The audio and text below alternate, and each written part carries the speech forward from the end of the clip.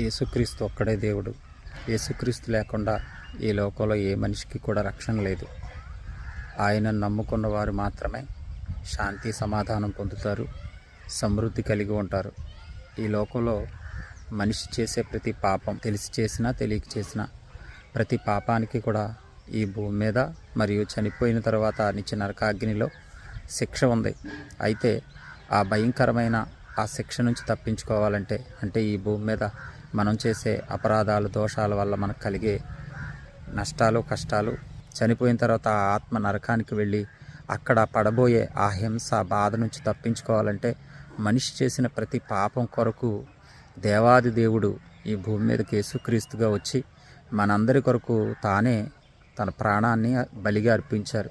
అలా అర్పించడం దేనికంటే మనం చేసే శిక్ష నుంచి విడుదల పొందడానికి, మన కొరకు విమోచన క్రయధనంగా తన రక్తాన్ని చెందించాడు.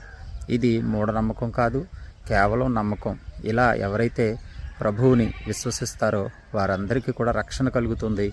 వారు ఈ భూమి మీద ప్రతి పాపం నుంచి విడిపించబడి శాంతి సమాధానం పొందుతారు.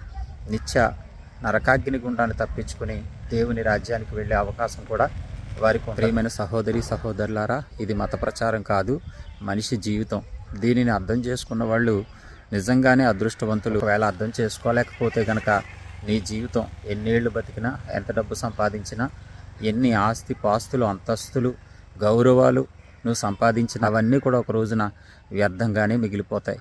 కాబట్టి దయచేసి ప్రతి ఒక్కరు కూడా ఈ మాటలు అర్థం చేసుకోవాలని ప్రేమతో తెలియపరుస్తూ ఈ మాటలు ముగిస్తూ ఉన్నాను. దేవుడు మిమ్మల్ని దీవించునుగాక. ఆమేన్.